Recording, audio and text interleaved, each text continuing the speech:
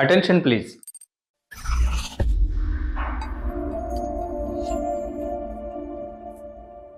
సినీ తారలంటే మన దేశంలో ఎందరికో విపరీతమైన పిచ్చి, వెర్రి ఆకర్షణ. దివి నుంచి భూమికి దిగి వచ్చిన దేవతలుగా, తెర వేలుపులుగా తెగ ఆరాధిస్తారు.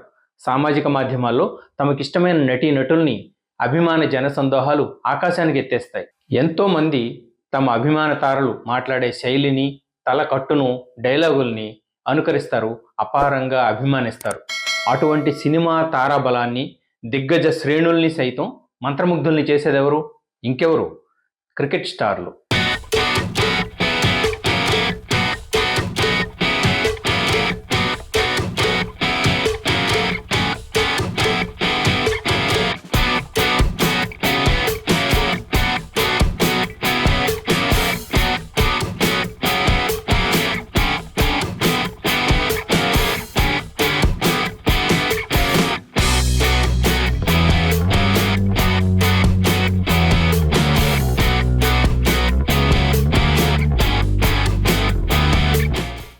లక్షలు కోట్లలో అభిమానుల్ని కలిగిన వెండితెర వేలుపులు కొంతమంది ప్రతిష్టాత్మకమైన క్రికెట్ సమరాన్ని ప్రత్యక్షంగా వీక్షించడానికి ప్రేక్షకుల గ్యాలరీలో దర్శనమిస్తున్నారు.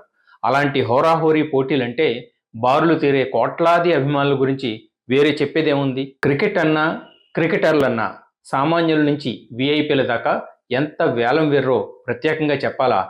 చిరంజీవి, వెంకటేష్ లాంటి సీనియర్ హీరోల్ని సైతం స్టేడియానికి లాక్కొచ్చే అయస్కాంత శక్తి ఇండియాలో క్రికెట్ సొంతం. భారతదేశంలో క్రికెట్ అంటే కేవలం ఒక క్రీడ కాదు, కులాలకు, భిన్న సామాజిక వర్గాలకు అతీతంగా వర్ధిల్లుతున్న విశిష్ట మతం. కోట్ల మందికి అదొక గొప్ప రిలాక్సేషన్. ముఖ్యంగా ఆస్ట్రేలియా, ఇండియా, ఇంగ్లాండ్, పాకిస్తాన్, దక్షిణాఫ్రికాల్లో వీరాభిమానులకు అదొక tonic. New Zealand, West Indies, Sri Lanka, Bangladesh లాంటి చోట్ల అది విస్తరిస్తున్న ఆకర్షక శక్తి. జింబాబ్వే, ఆఫ్ఘనిస్తాన్, ఐర్లాండ్ వంటి దేశాల్లో లోతుగా వేళ్ళూనుకుంటున్న నవీన క్రీడా సంస్కృతి. బౌలరు ఒడుపుగా బంతి విసురుతాడు. క్రీజులోని ఆటగాడు స్టంప్స్కి బంతి తగలకుండా కాచుకుంటూ బ్యాట్ జుడిపిస్తాడు. సరిగ్గా బలంగా తగిలిందా బ్యాటింగ్ జట్టుకు మోదం. బ్యాటర్ లెక్క తప్పి బంతి వెళ్లి స్టంప్స్ను ముద్దాడినా, బలహీనమైన షాట్ కారణంగా ఫీల్డింగ్లో దొరికిపోయిన మైదానంలో కేరింతల హోరు. చూసేవాళ్లను కుదురుగా కూర్చొనివ్వని కళాత్మక సమరకేళిగా శతాబ్దాల క్రితం క్రికెట్ ఆవిర్భవించింది. 16వ శతాబ్దం నుంచి ఇంగ్లాండ్లో క్రికెట్ మూలాలు ఉన్నట్లు చరిత్ర చెబుతోంది. ఇంగ్లాండ్, ఆస్ట్రేలియాల మధ్య 1877 సంవత్సరంలో మొట్టమొదటి టెస్ట్ మ్యాచ్ జరిగినట్లు నమోదైంది. మీకు విశేషం తెలుసా? మొట్టమొదటి మహిళా ప్రపంచ కప్ పోటీలు 1973లో జరిగాయి. ఆ తర్వాత 2 ఏళ్లకు 1975లో పురుషుల పరిమిత ఓవర్ల మొదటి ప్రపంచ కప్ పోటీలు నిర్వహించారు.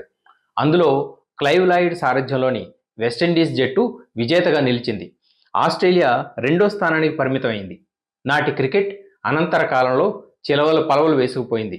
నేడు క్రికెట్ అంటే కాసుల వర్షం కురిపించే అద్భుత క్రీడ. ఇండియన్ ప్రీమియర్ లీగ్ ఐపీఎల్ దేశం లోపల వెలుపల ప్రతిభావంతుల్ని వెలికి తీస్తోంది, మెరికల్ని అందలం ఎక్కిస్తోంది. ఐపీఎల్తో పాటు అంతర్జాతీయ క్రికెట్ పోటీలు ప్రసార హక్కుల రూపేణా పెద్ద ఎత్తున ఆదాయ మార్గాలు సృష్టిస్తున్నాయి.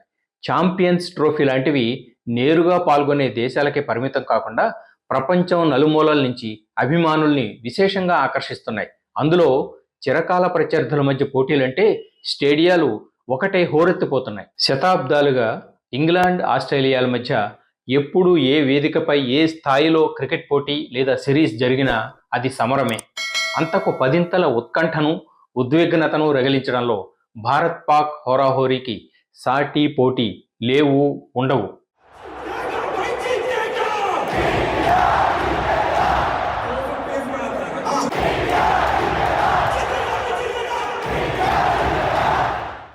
పాక్ క్రికెట్ దిగ్గజం ఇమ్రాన్ ఖాన్ గతంలో అన్నట్లు క్రికెట్ అనేది ఒత్తిడితో కూడిన క్రీడ.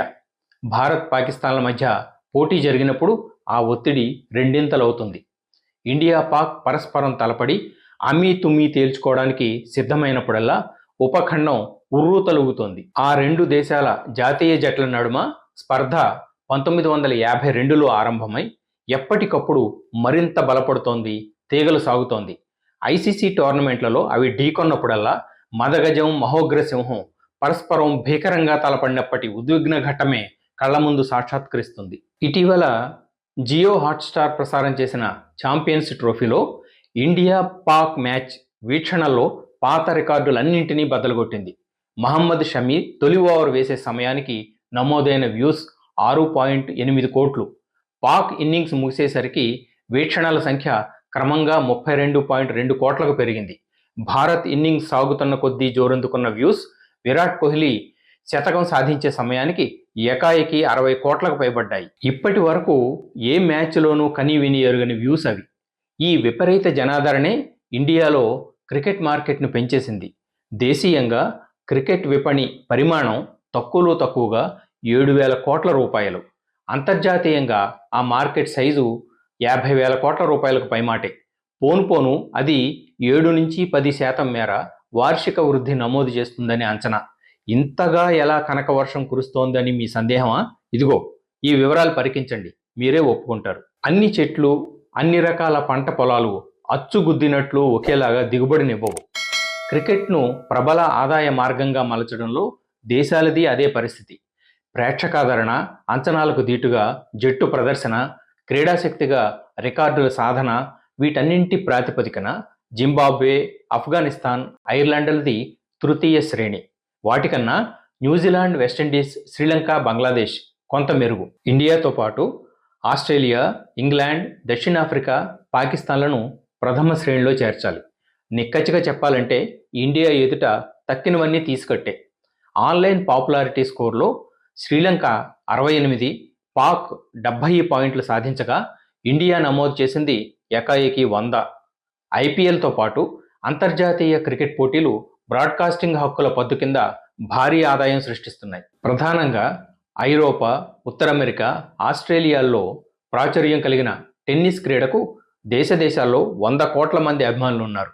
అమెరికా, చైనా, ఫిలిప్పీన్స్లో అమిత జనాదరణ కలిగిన బాస్కెట్బాల్ అభిమానుల సంఖ్య 200 కోట్లు. ఐరోపా, దక్షిణ అమెరికా, ఆఫ్రికా, ఆసియాల్లో సుప్రసిద్ధమైన బాస్కెట్బాల్ వీరాభిమానులు సుమారు 350 కోట్ల మంది. 250 కోట్ల మంది ఫ్యాన్స్తో బాస్కెట్బాల్ను తలదన్నుతూ ఫుట్బాల్ స్థాయిని మించిపోవడానికి క్రికెట్ ఉరకలెత్తుతోంది. జయహో క్రికెట్! మరో అంశంతో మళ్ళీ మీ ముందుకు వస్తాను. This is Balu Ekkaladevara signing off. నమస్తే.